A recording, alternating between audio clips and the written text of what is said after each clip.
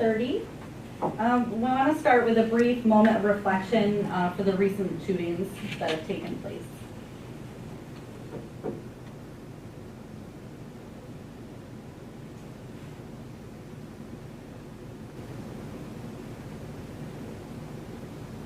Okay. If everyone can now rise for the pledge of allegiance.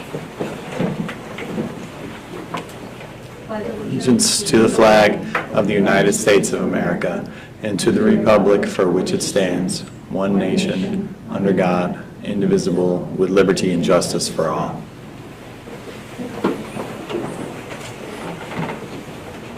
Looks like we have a couple additions to the agenda. Is there anything more than that? Yeah, nope, just under 7.1 personnel, we have 2 resignations, Patricia Ranieri and Stephen Phillips. I have a motion to approve the additions to the agenda. I'll second. All those in favor? Motion to approve the agenda. Oh, we just did that. Motion to approve the minutes of May 17th, 2022 regular meeting. Second. All those in favor? Motion to approve the consent agenda items as recommended by the superintendent, which includes 3.1 to 4.3. I'll second. All those in favor? Any discussion? All those in favor? Aye. Okay, I'm going to now turn it over to Mr. Dowsland to present the Nightlife Award. So this has been a couple months in the planning, but Betsy has been His fault. going all over, watching her grandchildren play athletics where she should be. So it's really my honor tonight to be able to recognize Betsy for all she's done. We could not have made it through COVID without her work. Weekends, nights, quarantine, contact tracing, everything she's done. And let alone the 20 other years that she's served this district and our students. I just think it's so fitting to be able to recognize her tonight for her work she's done for us and publicly thank her for everything she's done. So Betsy, if you please come up and accept this.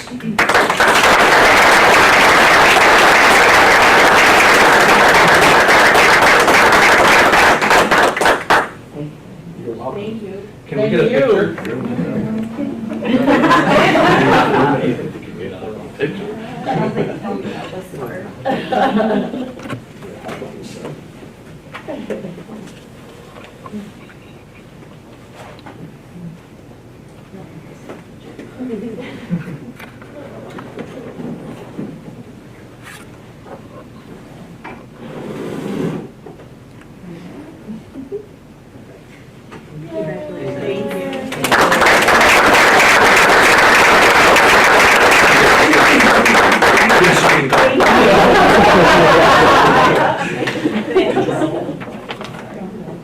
Okay.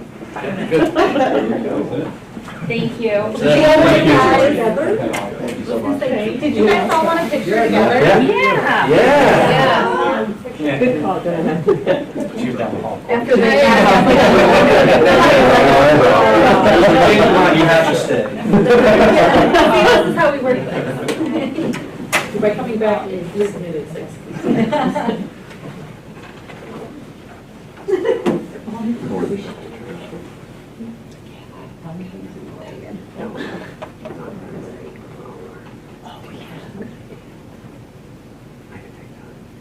Thank you. Thank you.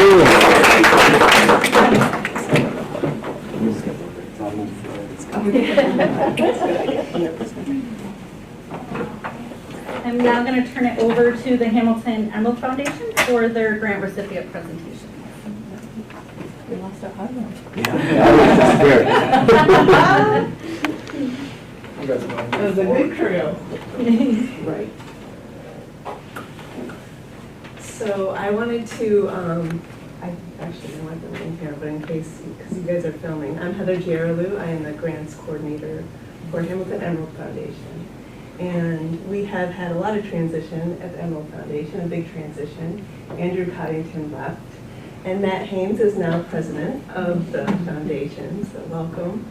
And I know it's been a little bit of a transition with grants, et cetera, and especially given the past 3 years with virtual, hybrid, et cetera. So kudos to all of you for keeping the ship afloat, staff, administration, and teachers.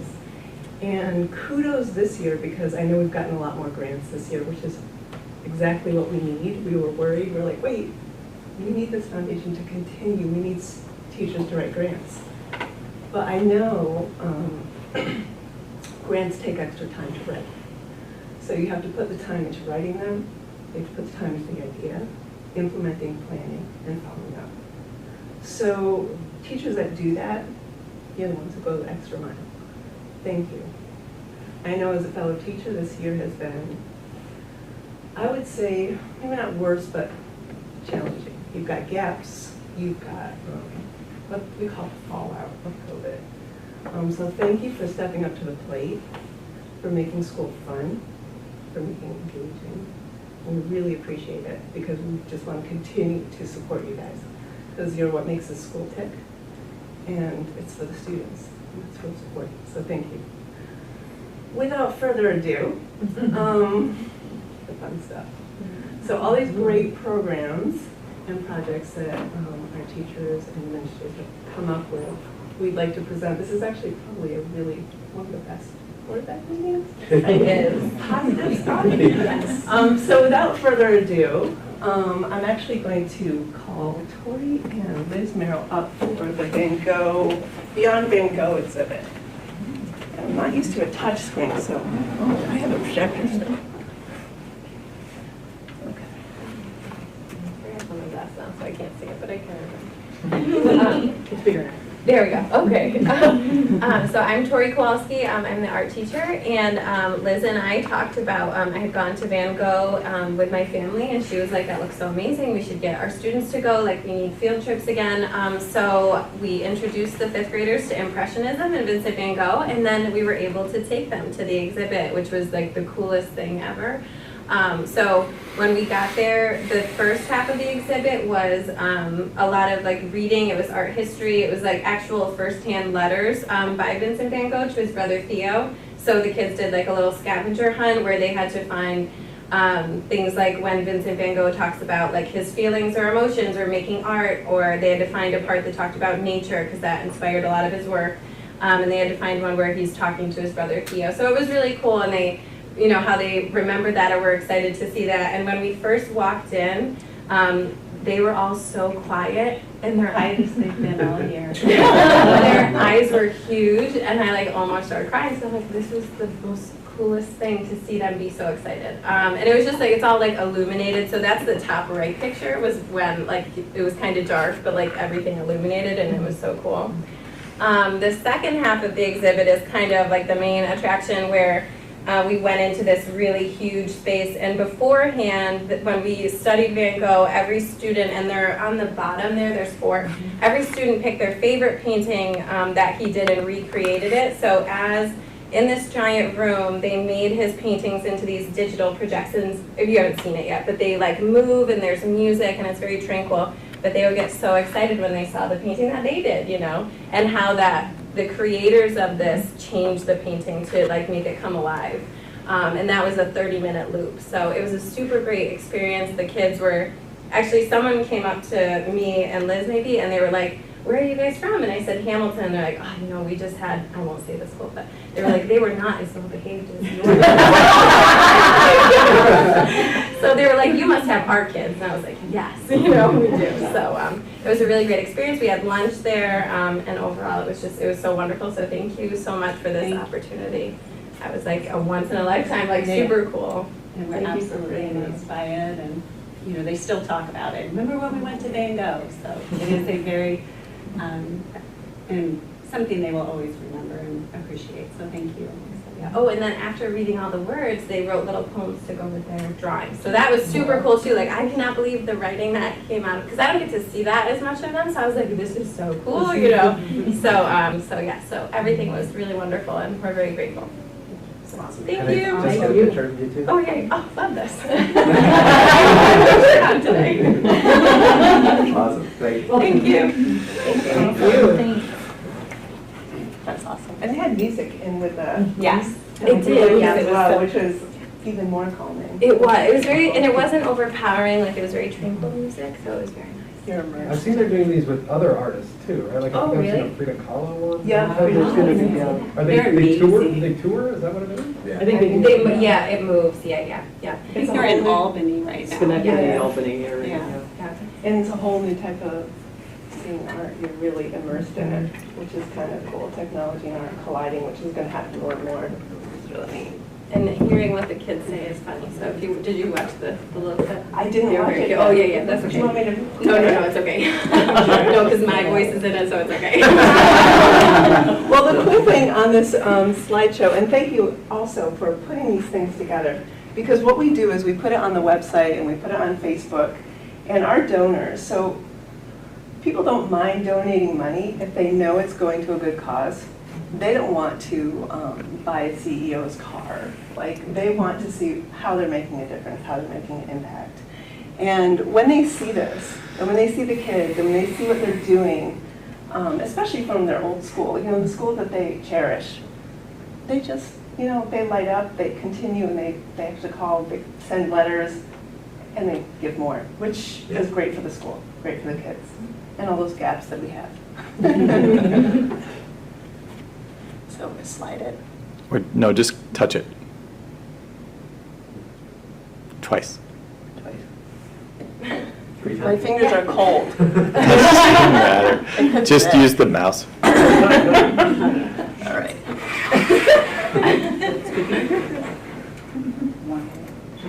Okay.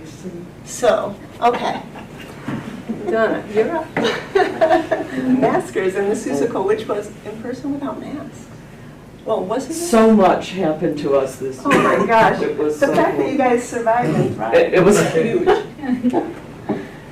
The week after, I had bronchitis. Oh my God. Well, that's the whole thing, is Should I holding stand teachers up? up. You and can- staff. You can stand wherever you want. Stand so I can see it. There we go. So this year we brought back live theater, and it was scary. No lie. The excitement of the kids was amazing. We did a fall play and wore masks with they were not comfortable. And you can't see their faces. But we went on and we did a middle school musical, which was bigger than I thought it would be, student directed, wonderful stuff, still wearing masks. And so as we moved toward Seussical, first of all, I picked this show because I just thought it's what we needed right now. This was something that, and we had 3rd through 12th graders. I'm not doing that again right away. It was a lot of fun for everybody. It was, and I had a wonderful team of adults helping, and I had the high school kids helping the younger kids, and it was really all around a wonderful thing. And up until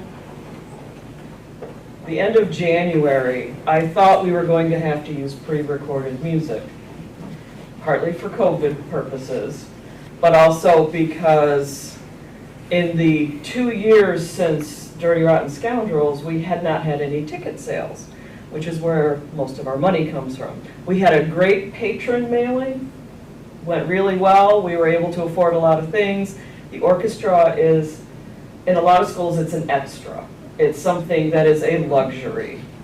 We have never done a show here without, or high school show without the orchestra. And so the grant allowed us to bring in the professionals that we had before. We've had these people before, and as we rolled along, we were able to unmask and we were able to sing without our faces covered, and the orchestra was a wonderful addition to that. The kids I brought in the video, and there were so many more of them, but I only got 4 together, who wanted to talk about how cool it was to have an orchestra. If you look at the pictures, that orchestra is always there. It's there, it's a part of the ensemble, it becomes a part of the show. They talk to the kids, the kids talk to them, and it becomes even more of a family, these people. Some of the people have played for so long that they know so-and-so's brother's cousin, and they're part of us now. And we could have done it with pre-recorded music, but so much more exciting to do it with an orchestra. And I think it's a richer experience for the kids and for the audience.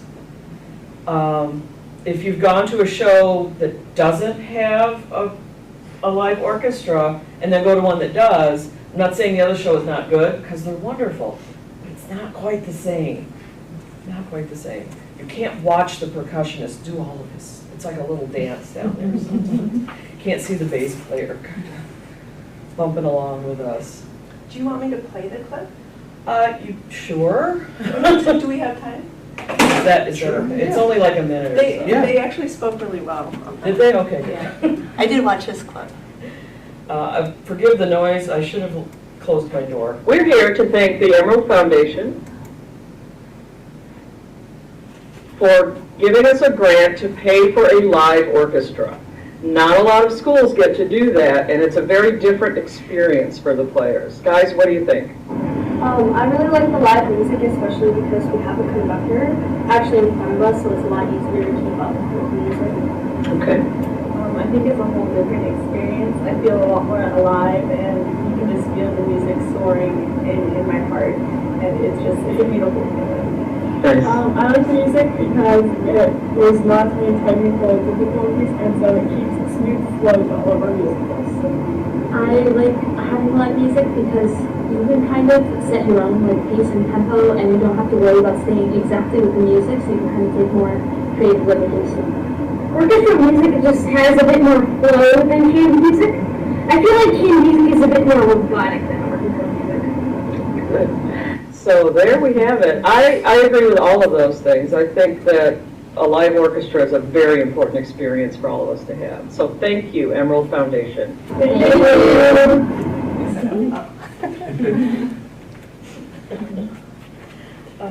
And they were so great. They came in at the beginning of lunch. I dragged Noah out of 6th grade study hall. I said, okay, what do you want to talk about? And they were like that. They knew exactly what they wanted to say. In the middle, Naomi Myers was one of the directors for the middle school production.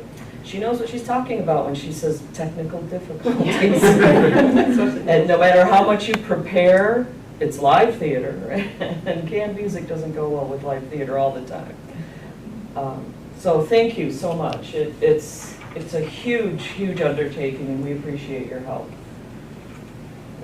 Thank you. Can I just say one second?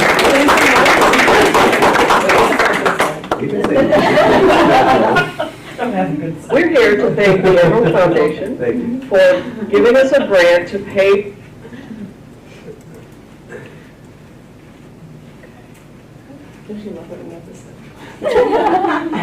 So next up is the 3rd grade classroom libraries, which is based on. Yeah, absolutely. Love this. Hop on up and explain what you guys do. Let me know if you want me to play the video. You don't have to, we can just, there's slides that go with it, it's fine. So I know this has been something that the Emerald Foundation has been doing for grade levels as they've been kind of going through it. Last year it was 2nd grade, and I was in 2nd grade and had the opportunity to open up the books that come with the classroom library. So this year, 3rd grade, it was our turn. And so the library goes along, it's the Readers and Writers Workshop in the classroom library. The books that come with it kind of pair up with the units of study that we're doing, and they are just wonderful. I moved my classroom into a smaller space and have probably boxes and boxes of books.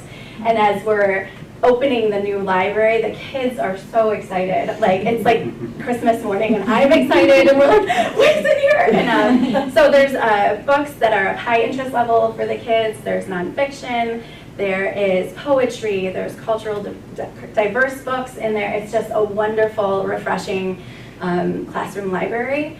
So we are so, so grateful for the opportunity for those books to come in to not only my own hands, but all of the other kids when I'm like, we got this book, let's read this book. And they're able to kind of partner up and read in book clubs and independently, and it's amazing. So I appreciate it. Nothing excites 3rd graders more than books, new books. For sure. It is just like Christmas. They are just thrilled, and they go through them immediately, and it's a really important big part of our program.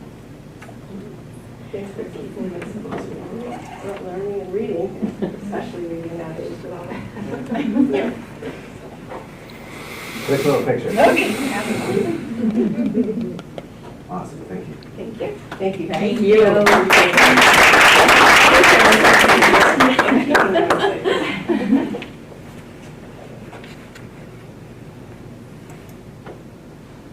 Oops.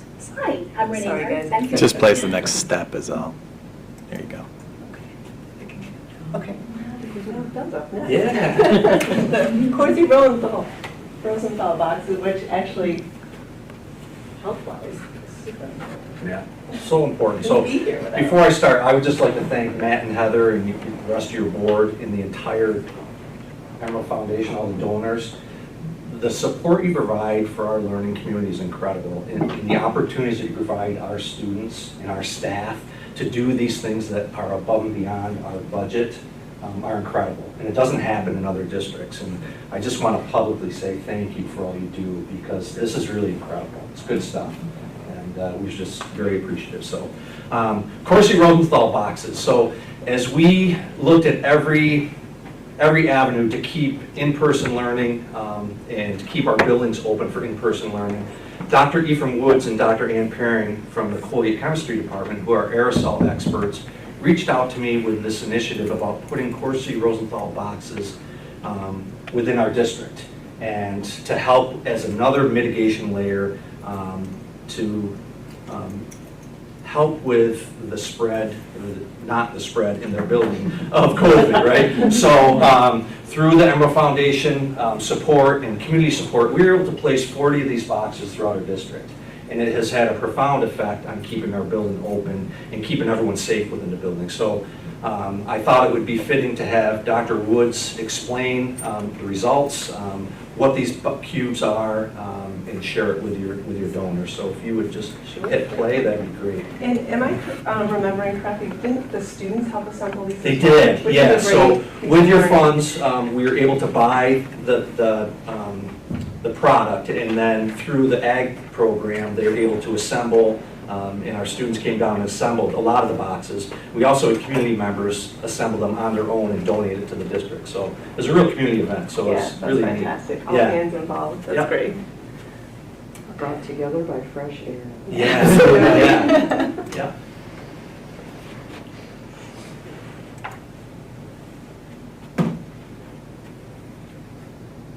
Hello, my name is Ephraim Woods, and I'm happy to share this short video that tells you a little bit about the motivation for producing Corsi Rosenthal boxes. It's not that. See in this photo and in this cartoon their design, and share some recent data about their performance. First, though, I'd like to thank Ann Paring, who's a colleague of mine in the Collegiate Chemistry Department, and who has some direct research experience with classroom aerosols and helped me write this project invitation. I'd like to thank Phillips Allison, who's responding so positively to our inquiries and scientifically motivated suggestions. I'd like to thank the Hamilton community, which contributed a great deal to this project. And finally, to the Emerald Foundation for your decision to fund the project. I'm very grateful to you. The motivation for producing these boxes is that one of the modes of transmission of COVID is through aerosol particles. I wanted to just very quickly share a little information about these mechanisms, things that have been known for quite a while, but communicated poorly and with too little eagerness by a bunch of agencies, including the CDC and the WHO. When people breathe, speak, sing, and cough, they emit liquid material in addition to their gaseous exhale. The liquid stuff can be classified by size. The big particles are called droplets, and these are what you consider splatter. And the particles are big enough that their trajectory is controlled by gravity, like these in the cartoon. They can fly right into someone's mouth, but they can also land on a surface that people ingest by touching it first and moving it into their mouth or nose. So that's called a coma. The smaller particles are called aerosol particles. They're the ones shown by the small blue dots here. They're small enough to float around for a while, And the airflow in the room can move them around, and they can fill a whole room. When the pandemic began, there wasn't a broad expectation that aerosol particles were an important part of the transmission. In fact, the 6-foot distancing rule has been an origin, or has an origin associated with the spread by droplets, with the idea that droplets can't fly much farther than 6 feet away. Early on, though, super spreader events like the church choir in Washington State showed that aerosol spread was also important. The choir wasn't all within 6 feet and they didn't share the same salad fork or something. They were breathing the air inside the room. So I won't say any more about how slow the CDC and other organizations were to acknowledge airborne transmission, which is transmission associated with aerosol particles. But I did want to include a couple things you might like to read about the development of this problem. So here's a recent article that describes nicely the development of this problem. And here is a short communication article in the Lancet, which goes over the support of airborne transmission. One of the really frustrating parts of this development is that people have thought about, or have thought that short-range transmission was always dominated by the droplets and long-range dominated by aerosol particles. But the problem with that reasoning was not the second part. Aerosol particles are associated with long-range transmission, but the concentration of aerosol particles also increases drastically the closer you get to the source, just like the source of anything. And so short-range transmission can also involve aerosol particles. So because aerosol transmission is really so important, ventilating and cleaning indoor air is an important step in making places safe. That's why Ann and I made this pitch to Mr. Gauselman, and that's why so many school districts, colleges, and other institutions made similar choices. Okay, so that's all I'll say about transmission. I do want to share some recent data about the performance of these boxes. The first set of data I'm showing you here is a comparison of this do-it-yourself box with a bunch of commercial units. The x-axis down here is the cost of the unit, including the building cost and filter replacement, which I'll say a little bit more about later. And the y-axis is the clean air delivery rate. That's what CADR stands for in cubic feet per minute. And these data were all recorded with tobacco smoke because we didn't want to do experiments with COVID-containing aerosol. But the dynamics of these two kinds of samples are very similar. And you can see that there's a pretty strong linear correlation with price that usually you can get faster clean air delivery rate when you spend more money on it. But the Corsi-Rosenthal box is up here, way above that line. And in fact, there really aren't very many commercial units that provide clean air delivery as fast. I labeled a couple of commercial units that are in the same neighborhood, but these are obviously much more expensive, and it turns out they're just as loud, if not louder, than the do-it-yourself box. So this is one really nice set of data that shows that we made some good choices about how to provide these units. This next set of data, which was published very recently, shows how aerosol particle numbers in both classrooms and home office spaces change with time after you turn on the boxes. This figure is about office space, but the classroom data looks very similar. You can see for the data left of time 0, which shows the prepared number concentration in these areas, and time 0 is when they turned on the box.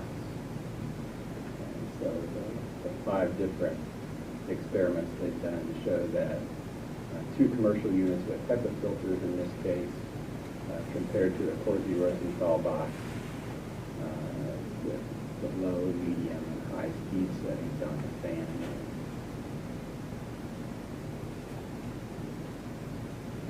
This left-hand figure shows a logarithmic scale, and these are the same data, which is a linear set of data.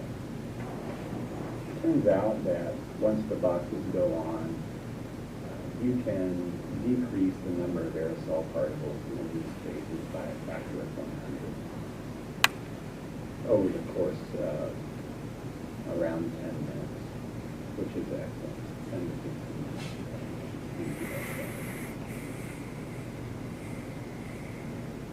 That is a fantastic result, and I think it's been surprising to a lot of people to show that commercial units with HEPA filters, these are filters that are much more efficient in terms of removing aerosol particles from one passage of air.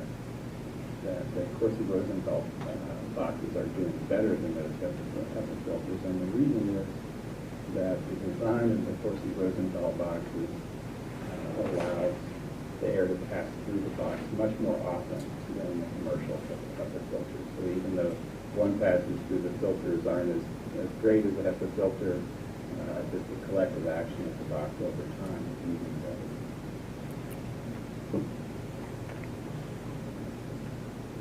Naturally, the size and air handling structure of the rooms would matter, and thankfully our school building has good air handling. But as Ann-Karen has helped show, the particle counts lower in the rooms where the kids are breathing are helped strongly by the addition of the boxes. Obviously, it would be nice to know to what extent adding these boxes has diminished the spread of the virus. The only way we know is by turning back the clock and trying this academic year again without them. Naturally, one can't do controlled experiments where there are two similar setups and only one with a Corsi Rosenthal box. What we know for sure is that COVID spreads via aerosol particles, and these boxes are very efficient at removing them, and again, by orders of magnitude, which is special. Finally now, I'm sharing another part of this recent paper, which shows that the performance of these boxes doesn't decline much over the course of time. So what's shown here is the efficiency of one pass through these filters as a function of the size of the aerosol particles. This symbol stands for micrometers, or 1/100th of a meter. And you can see that there is a decline in time from the new one in this green line to the 10-month-old one with the lighter blue line. But it's not a horrible decline in the efficiency over that. So it is eventually, and the reason for that is that the filters are just getting clogged, and the performance does change a little bit over time, but they're still good and they're still helpful even after a long period.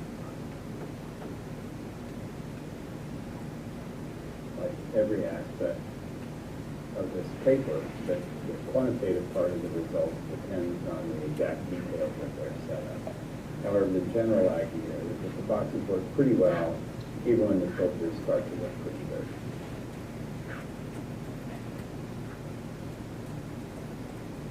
I think that's all I'll share for now, but you're certainly welcome to check out more about the work that I've cited here, and I'd be happy to try and answer further questions you might have. Thanks again very much for your support of this project. I appreciate it. We're lucky to have the community we have that is also really helpful in running the school and these great ideas. Thank you. Thank you. Thank you. I go upside down here.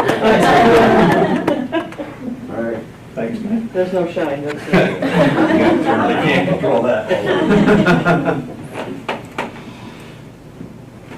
One more. Did I do? One more. One more, thank you. I just want to just start speaking.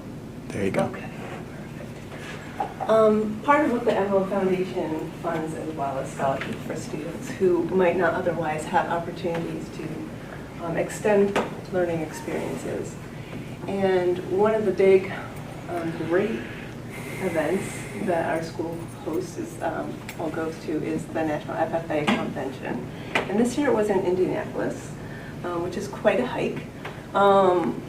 But I saw, Johanna Bazard is really good about posting things on Facebook, and when I can get on, it's really great to see everything that they do there, which is amazing, and the experience.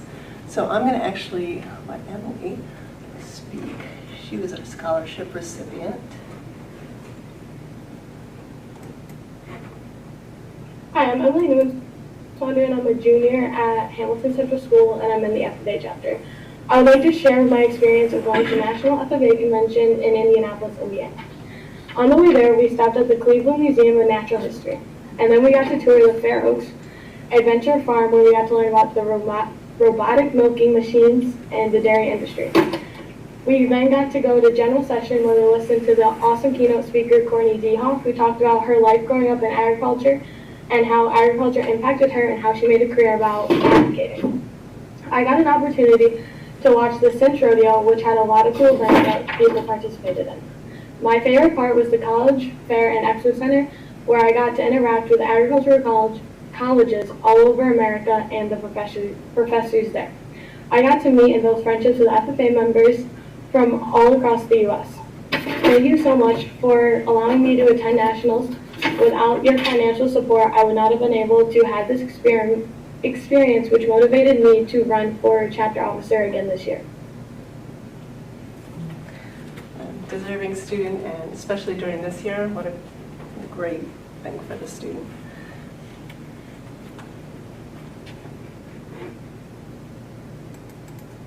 Hi, I'm Emily Newman, and I'm a junior at... It's okay. Got to double click these. The next project was the HCS Carbon Footprint Sustainability Project with Vicki Motes and Johanna Bazard, and starting back up again the recycling program at Hamilton and adding additional things to it. And I believe, if I'm remembering correctly, they also used funds for the cans and bottles for students in need.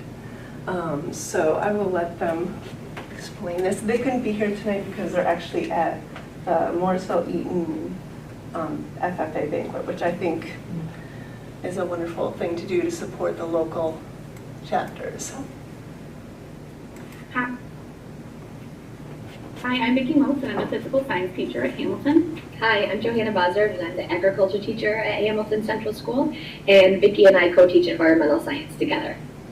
So at the beginning of this year, we wanted to start the year with a PBL project focusing on sustainability. So our big driving question that we geared the students with was, how can we reduce our carbon footprint here at Hamilton Central School? So we had the students research, what does carbon footprint mean, and how can we as a school help to reduce our carbon footprint? Students came up with 3 projects they felt passionate about after they were able to research this driving question.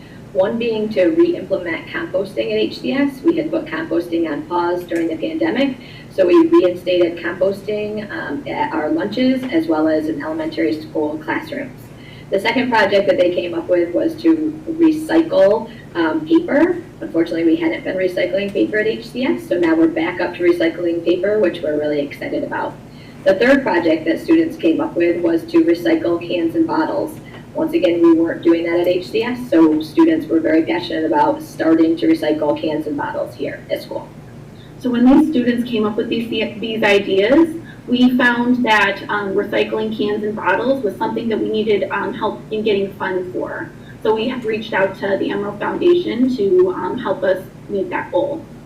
Students helped to write the grant in order to be able to purchase 6 large blue cans and bottle recycling bins that we have all around the HCS classrooms, which is a picture of it is on the slide as well. And in addition, students wanted to continue recycling cans and bottles in teachers' classrooms. So we used copier paper boxes, and students spray painted those blue because blue is the color for recycling cans and bottles. and those are in individual teachers' classrooms as well. So we just wanted to thank the Emerald Foundation for supporting our ideas, supporting our teachers, and supporting our students here at HCS. And we look forward to working with you in the future. Thank you. Thank you.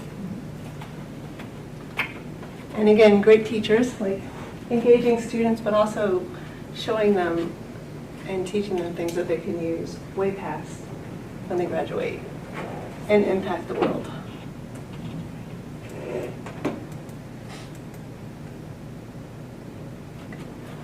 So Astrid couldn't be here tonight, but she did do the slide, and I'm not going to play this because it's really, you can play it on your own. It's them playing a periodic table game, which I guess is what has been really riveting for these students, which, you know, it's engaging them, right? It's meeting them where they're at, and having them, you know, communicate with one another and learn together. So this has been a great asset to her classroom. I think this may be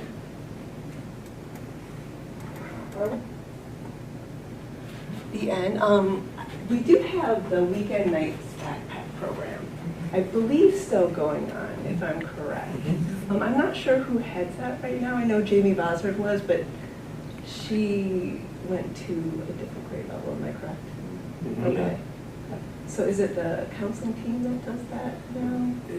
It's a combination. I believe Jamie's still involved, and Victoria Dowling is helping at the secondary level. So I think they're the two. Oh, okay.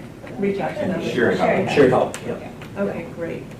Which that is still, which I think is wonderful, still going on, meeting the needs of our students who have food instability, which is happening more and more. Yeah, and a lot of students help with that too. They come down every Friday and they're helping them pack the bags. Yep. And again, the whole school community engagement, which is fantastic. Yeah.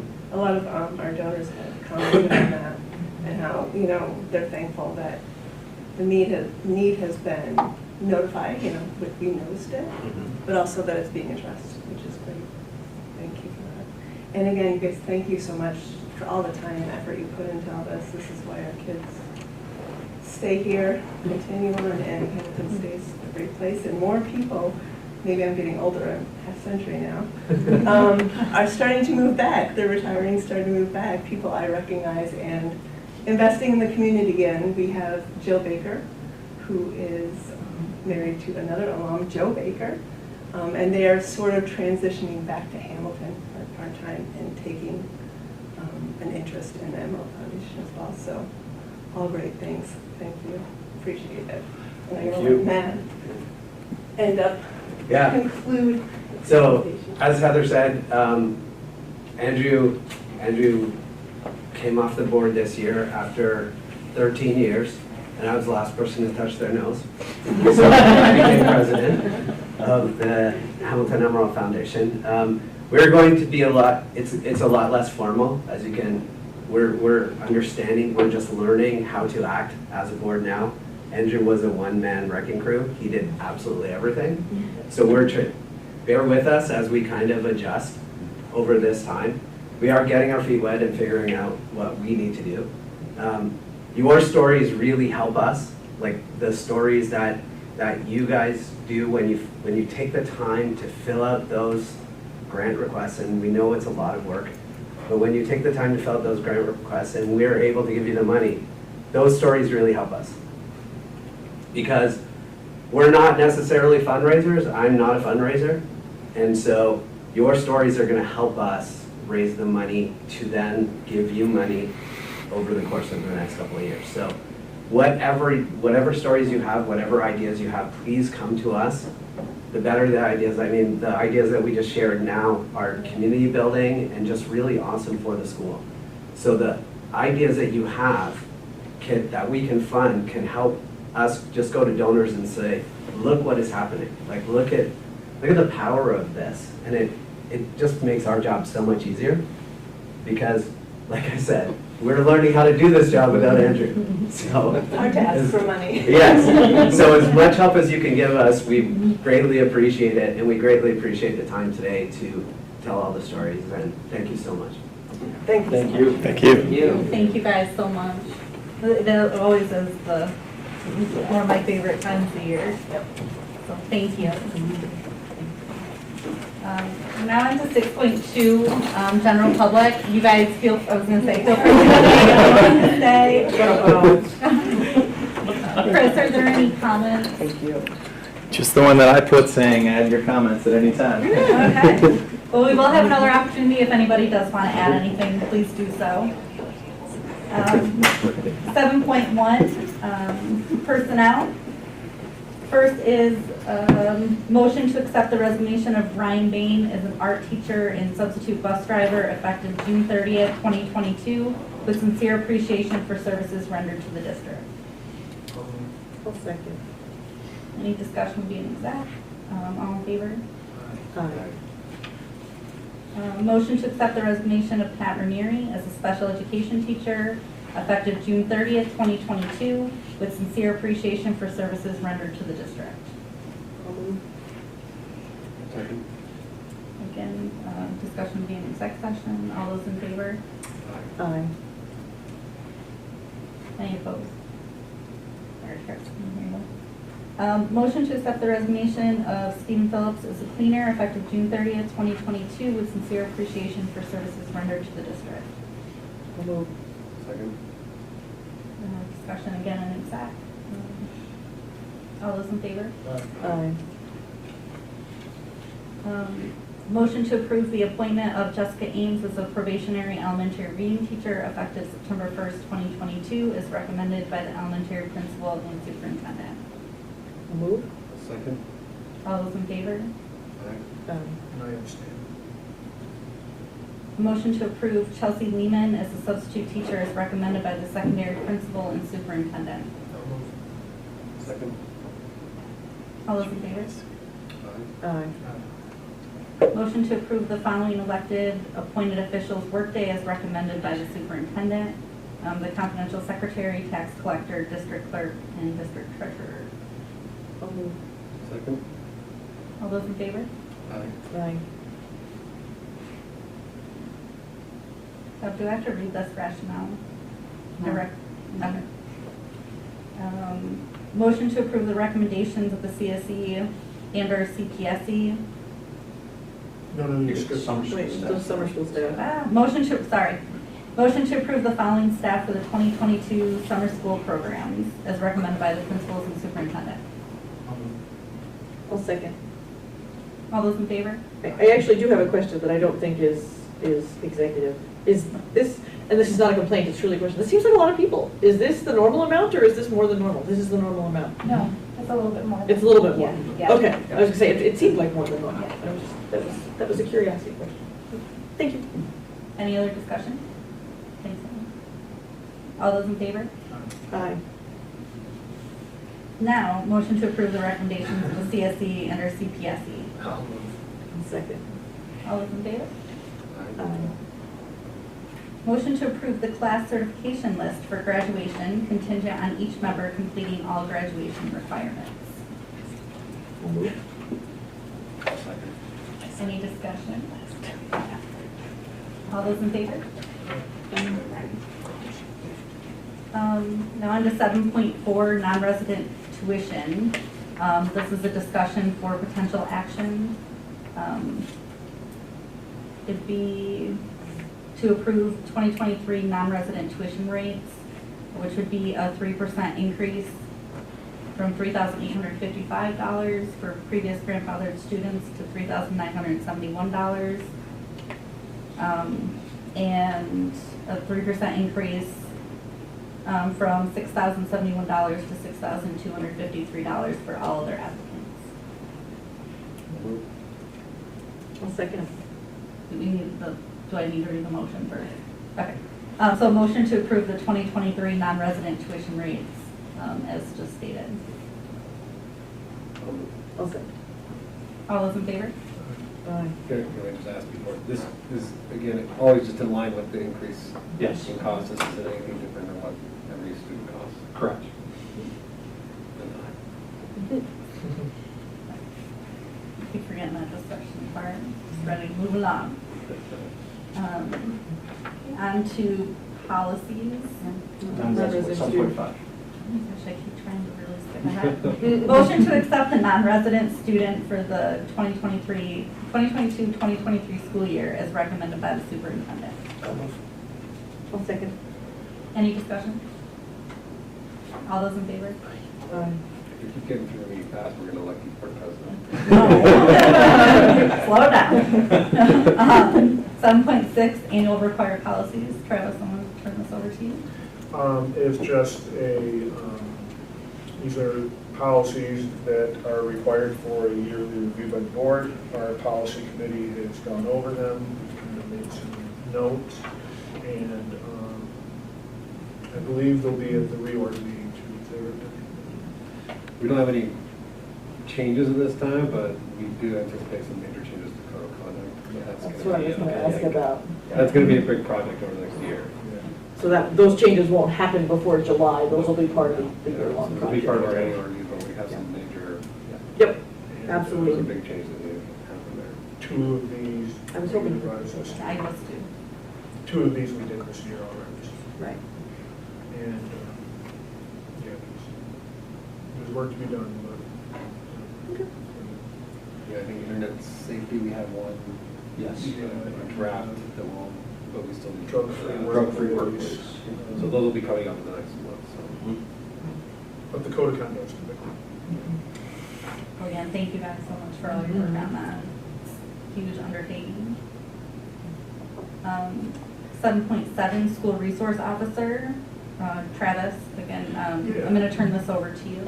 So I requested this to be on the agenda, and I wrote something down just so I don't jot it. I've asked for this agenda item to propose having a future discussion of some type to discuss exploring the possibility of hiring a school resource officer or a similar position.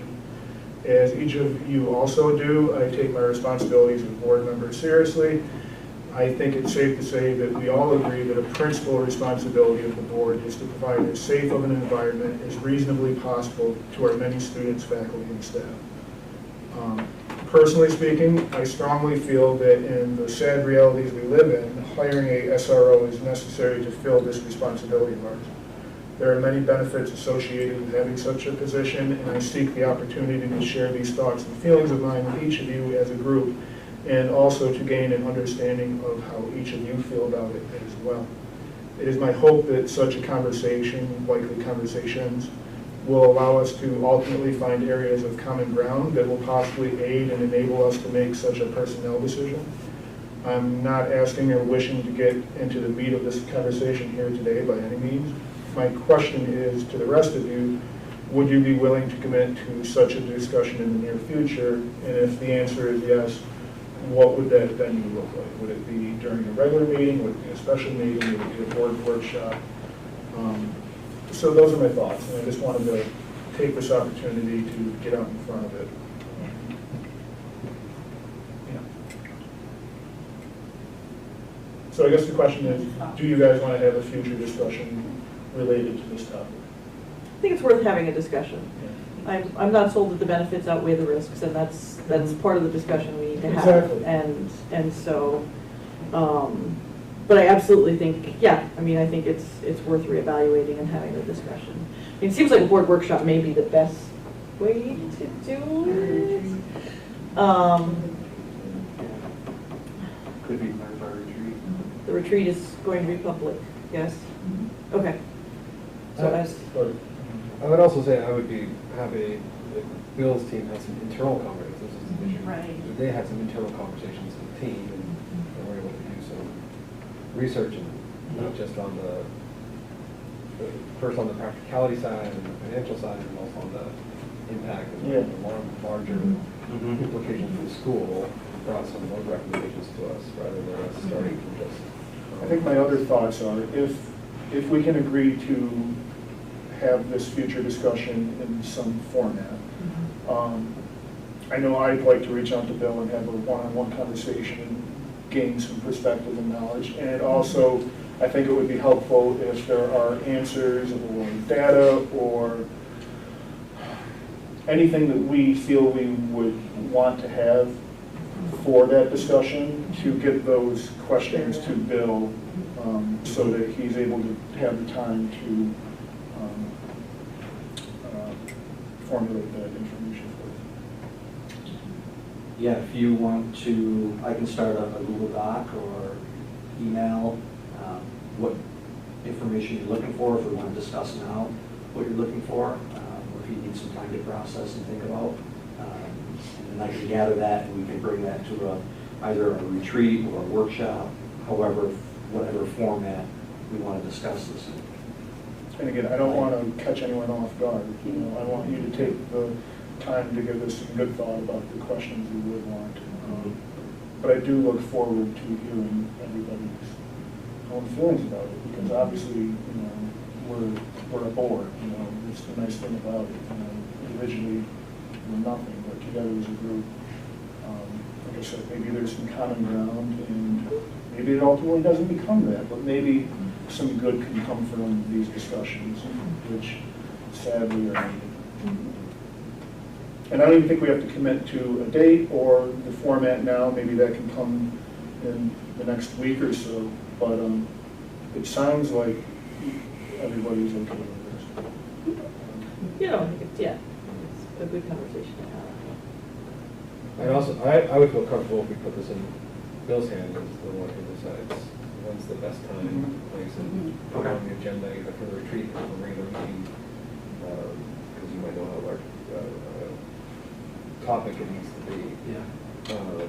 I would say that if the board did feel at some point that this is something moving forward, for me a big concern is the equity piece, and a lot of the research I've seen shows that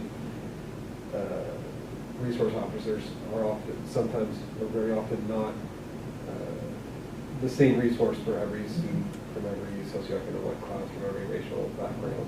And so it would need to be, I think, before the board can make a decision, we would want to make sure that there is larger community input. And so that if we have a discussion at a retreat and there's nobody there besides us, you know, it's a public meeting, that we do make sure it gets to a larger venue at some point as well. That's my concern. We do have, you know, some work we're doing with the DEI and policy, but would be another avenue of, you know, having a committee that we could bring this type of information, this type of commission or policy to before we get some feedback on that too. So I think those are the concerns that need to be raised.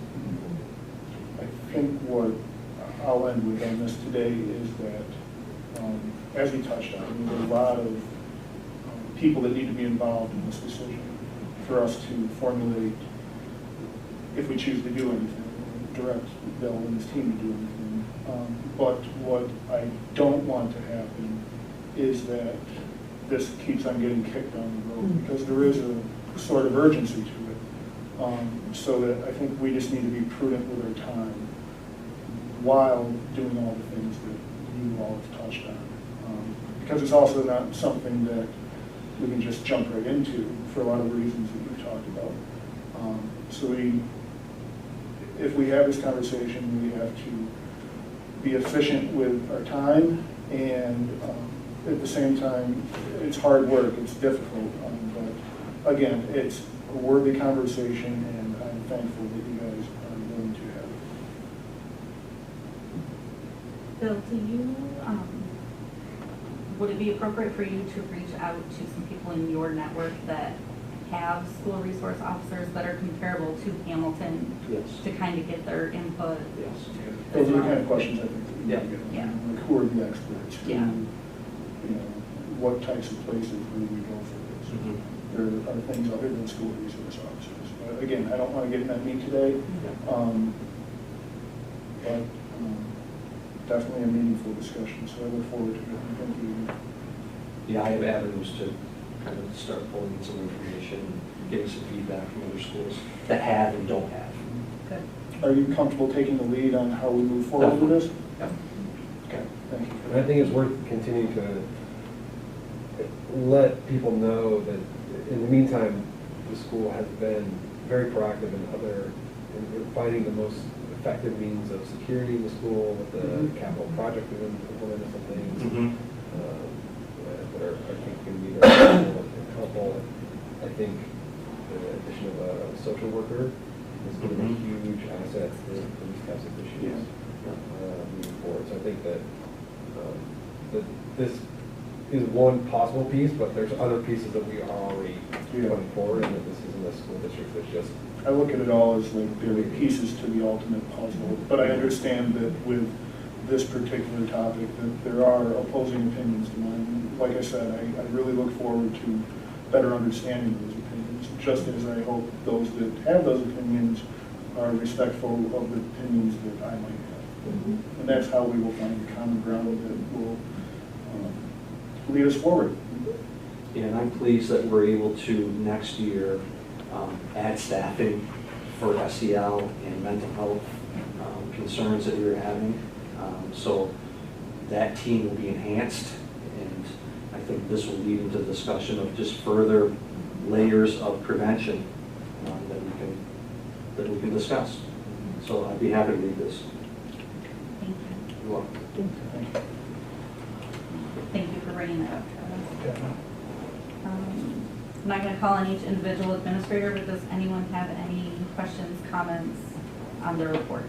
I did, 1 second.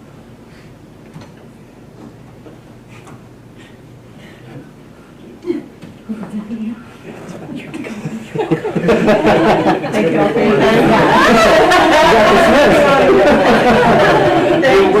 Thank you so much. Thank you.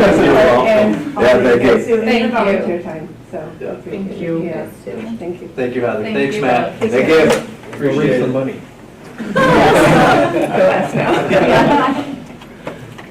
Kevin, I have a question for you if you could. The summer curriculum project, which I know you've talked about before, is great, but I'm just confused because it says 2021. Yeah, so I was asked to present the summer curriculum project from last year. Okay. So that's why it's 2021. This isn't what we're doing this year, this is what we did last year. Are you going to do it again this year? You know, it's not set up for this year only because we have a 2-day SEL team that is getting together, which involves quite a few of these people that are on here.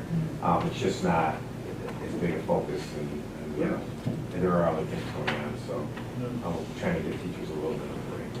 So. But there will be ongoing discussion. I appreciate it. Yeah. Anything else? I was just, Chris, every month you find ways to highlight how you're being fiscally responsible. And I just wanted to thank you for that. Because that helps achieve all the bigger goals when you're able to find ways to do that. And Matt's not here, but I was going to thank him. We got a road sign up, so Yes, we do. He was on top of it. I didn't think it was going to happen that quickly, but I thank him. He's a man on a mission.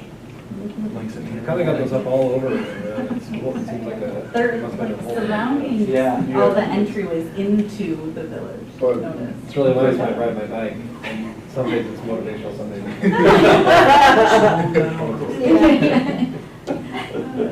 You have to find it one near the hill, you know. Go down. And I was just thinking, sorry for you again, Chris, the parent square.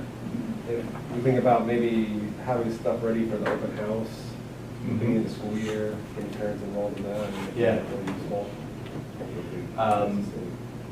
Yeah, I'm trying to do a very sort of telegraph, step-by-step rollout. So today, I sent out a message letting parents know that it's coming. The next step will be that I'll get invitations. Then I'm going to start to push out some PD to the parents, some stuff that they can do on their own. Then, like you said, once we get back to school in September, we'll have presentations at open house or at parent-teacher conferences. So I think that's going to be a successful rollout, I hope. Great. Thanks. The last thing I have, Heather, it's exciting to see that summer school is going to be taking place, and I think that's great. That's all I have. Any other comments? Thank you guys again for those reports. They're really helpful. Yeah, Good luck with all the end of the year. Yes. Fun, exciting stuff. Bill, Superintendent's update. Do you have anything else to add? No, I would like to highlight a few things that I put in my written report so the public can hear. So obviously in response to the recent tragedies and school shootings, we had an open forum with our faculty and staff that raised a discussion about school safety and things that we are doing, things that we can do better, being cognizant of not locking doors, looking at returning to a single point of entry now that COVID hopefully is behind us and we don't have to have 5 different points of entry, going back to a single point of entry in the main entrance. So those are things we'll be discussing. Continuous training. There's a comment made about our substitutes and are we providing enough training to our substitutes so they are aware of what would happen in emergency situations. So things like that we're looking at. We're looking at Stop the Bleed kits. I've reached out to Madison County to see if there's any funding to help us with that, so we can provide trauma kits to each classroom in the event of we have a tragedy or an event that there's trauma, that we have tourniquets and med supplies in each classroom.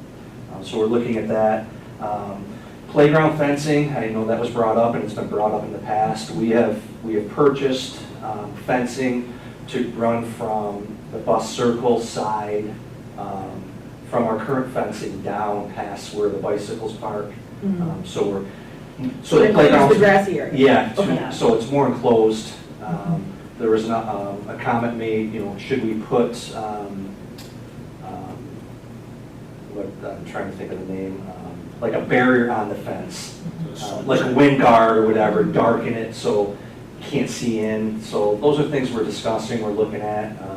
There'll be a lot of discussions with our safety team this summer, and relying on our experts to give some guidance. We're still looking at the front entrance where our attendance officer is very exposed. If there's some things we can do in that area to help protect the people that are there in that area. So, with our enhanced PA system that's going in, I think that'll help us. So lots of different things we're looking at from a safety standpoint that we're reevaluating, looking at our policies and protocols. And obviously with the discussion tonight about the potential of an SRO, including that into what we're looking at. So I think, we have to do everything in our power to protect our faculty, staff, and our students. So all areas are under consideration right now. I put out an email to our faculty and staff today about the critical analysis of the secondary schedule that you have charged me to look at. We're looking at a potential of a consultant helping us navigate that, a retired superintendent from this area who's very familiar with our district, very familiar with schedules, to help lead us through that process. So that's not a definite, we're just exploring that possibility. And we're asking for community members, we'll ask for students, faculty, and staff to be on that committee to provide input, to look at our secondary schedule, to see if our existing schedule is still something that meets our needs or if we should move to a different schedule. And that timeline will be June, we'll finalize our committees. September, October, November, we'll have committee meetings, and then we'll have a presentation to you as a board in December of a schedule that we will implement for the 2023-24 school year. Nisba update, Jen, I don't know if you went to the last legislative meeting or not. Just a couple updates I think are worth sharing publicly. The pause in state mandated teacher and principal evaluations because of pandemic disruptions, and the temporary extension of the remote meeting provisions of the open meetings law were two that were acted upon. Also, Nisba would like to applaud the approval of legislation that makes it a misdemeanor to threaten mass violence at public locations, including schools. So it's now a misdemeanor. Such threats are dangerous, disruptive, and costly to schools, to say nothing of the emotional trauma that costs students. So the legislation has recognized the need for serious consequences for those who make crimes and provides threats to school. There's been an uptick in threats to schools since the Uvalde incident, so it's being taken very seriously now, and it's now a misdemeanor. So I think that's a really good It is a misdemeanor, or is it not treating them? It is a misdemeanor. We should probably remember that for our code of conduct. Correct. And Yep. That might be, we might want to make sure that becomes part of the training for students. Yeah, yep. That they know. Yeah, how serious. It might be funny, but Yeah, it's not. it's not. Yeah. So what was the outcome on the extension? So virtual meetings are still okay? They are. Okay. Yeah. But we have to put together a policy. That's We what do- I we was do, talking about. I yes. forgot earlier. Yeah. And a board resolution. Correct. And I don't know which comes first, but. I can check with legal on that. Yeah, I think we need to get on top of that, maybe this summer. My guess is that they'll come out with A sample policy, Yeah. they usually do that, yeah. And then lastly, I want to give you a capital project update, Color coded. color-coded. There should be a, Yeah, but there's words, but look. yeah, there's words in there. That so helps, that- thanks. No idea. Yep. So we are now moving into green and yellow instead of red. Well, that's good news. Yeah, so we're making progress. So the locker room abatement and demolition is 50% complete. We've now moved into a green status, which means we're on track and expected to remain on track. Overall locker room construction is 25% complete, but we are in a yellow. And that'll be delayed due to lead time required for additional abatement that they found. And they found that the cement floor, the existing cement floor is in a poor condition, so they have to do some additional work there. We're still looking at late August for completion date, so the locker rooms will be open for the beginning of school. That's the plan. Our 4th and 5th grade music area classrooms are 20% complete. We're in green, which is on track and expected to remain there. And our PA system and F and A updates are 26% complete and in green. So we're progressing along nicely. Much better than last Yeah, time. much better than last Yeah. time. Yeah, yeah. So I'll continue to keep you updated on the status of our capital project. I'm guessing doors in phase 2, I mean. Still on back order, still waiting. Corey, sorry, Travis, can't wait to mark that off your list, huh? It's, honestly though, the product shortages, they're getting real bad. They're terrible. And it's not gonna get any better, unfortunately.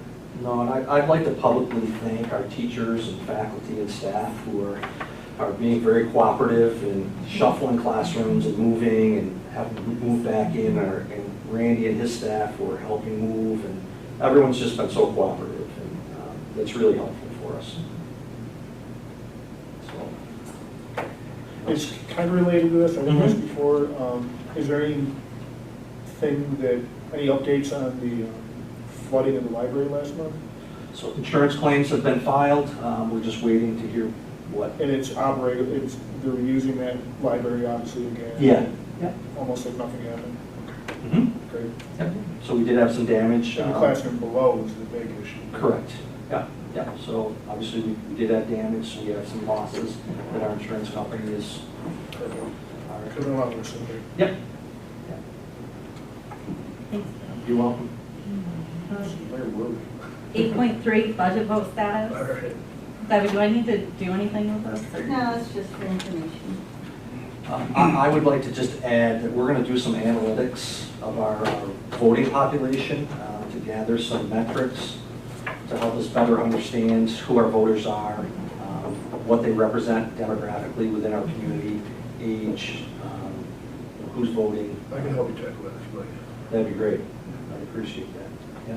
Yeah, I noticed our numbers were even lower this year than they, I think, ever been. Well, since I went think it back was to 1968 maybe or something? early, yeah. Oh, 1970, Yeah. Yeah.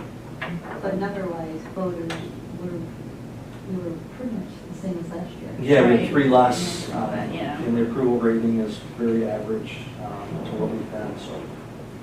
Well, I think it's heartening for us that we, even the year that we mailed out the ballots and got a record number back, we still had pretty much the same. Percentage. Yeah, 81%, yeah. I thought that was I interesting. know a lot of people mentioned that they like having the mail-in ballot. I know No. it's expensive. They're not All right. Define a lot of people. How many people does Debbie represent?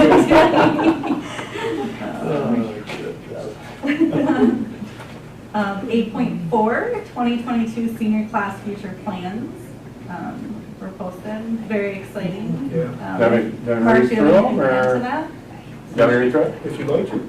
Sure. Yeah, sure. Yeah, why don't you do that? We should highlight it. And tomorrow morning, I get to, we're gonna have forum and have a senior send-off. It was the last time we did that. They were freshmen. It was when they got to see it last, so we're excited about that.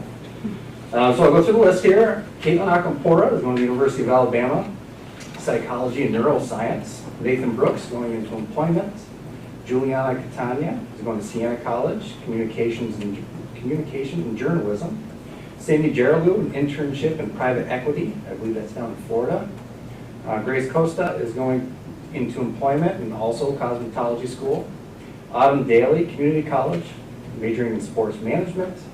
Morgan Descend going into employment, looking at welding, manufacturing, or engineering. Kara Falone is undecided. Sienna Figueroa going to Casanova College, majoring in visual communications and graphic design. Brady Foster is going to SUNY Cortland, majoring in business. Keaton Frable is looking for a 4-year college, undecided where he's going to be going, but wants to major in history. Miles Frable will be going to the Rochester Institute of Technology, majoring in design. Amelia Goller is going to Arcadia University, majoring in biology and bioinformatics. Chrislyn Hoyle going into employment. John Hughes going into employment with a contractor apprenticeship. Henry Jackson going to the Rochester Institute of Technology, majoring in animation. Simon Kleppeis, Gonzaga University, undeclared major. Zachary LaFrance, Rensselaer Polytechnic Institute, majoring in engineering.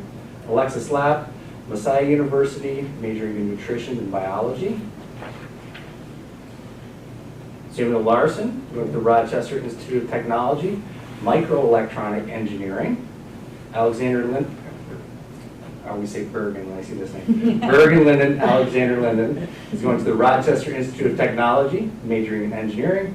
Michael Mansfield, Champlain College, looking at majoring in cybersecurity and computer networking. Emma Newman, going to SUNY Oswego, undecided major. Zoe Ostrander, going into employment in nursing. Brianna Packer, MVCC or Lemoyne, with art education. Kylie Pearson, University of Miami, majoring in finance, or minor in kinesiology, or yes. Lucas Rice is undecided. Corey Robbins taking a gap year to decide if a trade school or college would be a better path for him.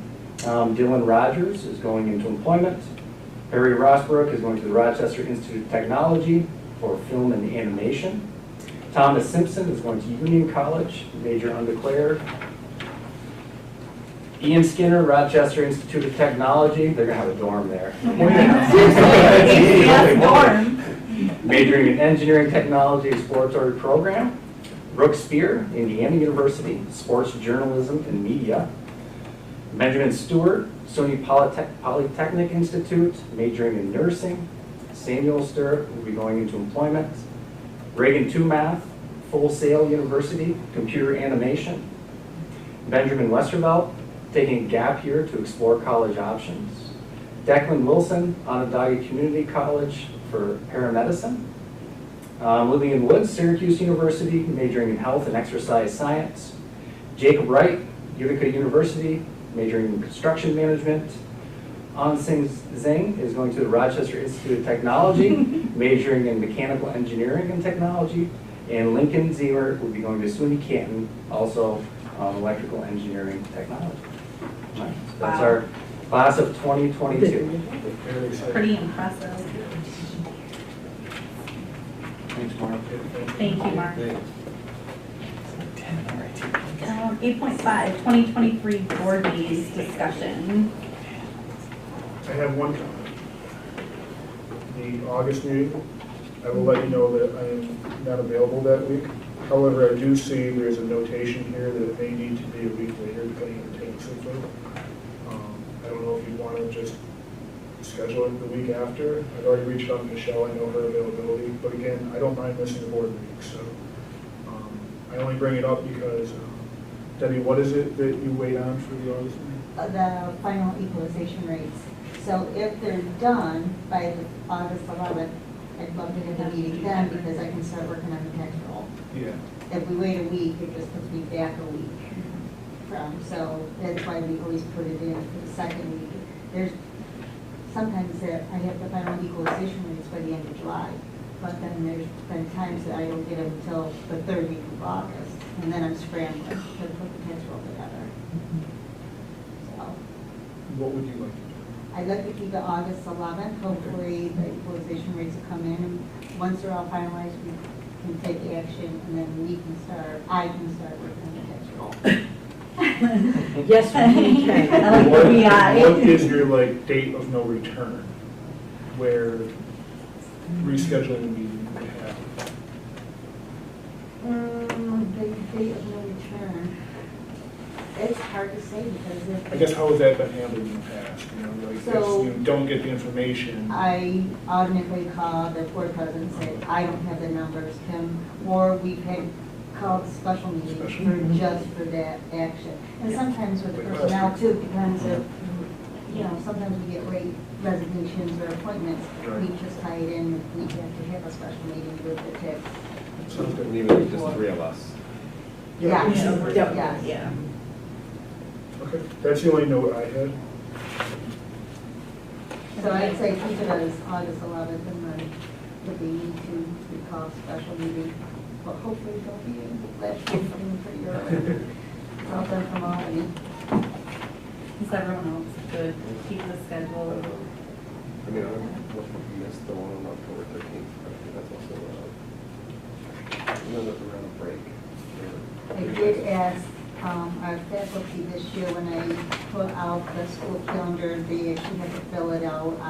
So when I put the school calendar together this summer, I asked them to stay away from these board meeting dates. So there won't be a concert on a board meeting, hopefully, but we'll. Now, the July 14th reorganizational meeting, are we going to hold that at 5:30? Do we want to do that? I think that's what we did last year. Well, is it 5:30 or just a half hour early? Because really, that's only should take 10 minutes tops. So we always say 6 o'clock, take a break and start our regular meeting at 6:30. Okay. That's fine. So with me. that's Just the keep July us posted. 14th. Yeah, July 14th. And Michelle requested that. Yeah. We said we're gonna start at 6. Yes, The reorg meeting. the reorg. Just that one. The regular meeting will 6:30. start at 6:30 or whenever. Yeah, usually you just Hold out, yeah. take a quick break and then we go right into it. Which one?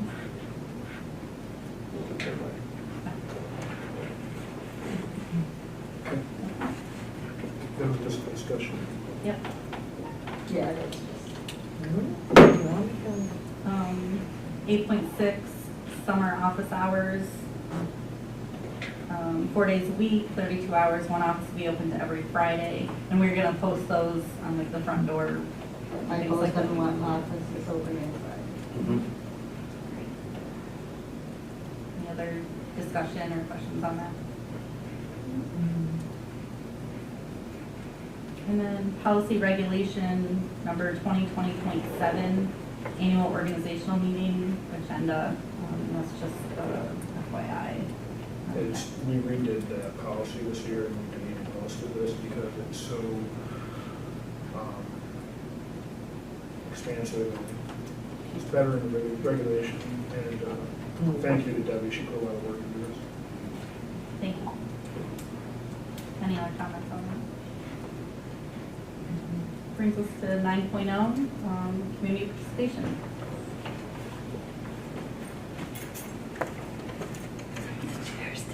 Still just my comment. He's had comments at any time. Are we having an executive session tonight, or are we still? Not unless there's a need.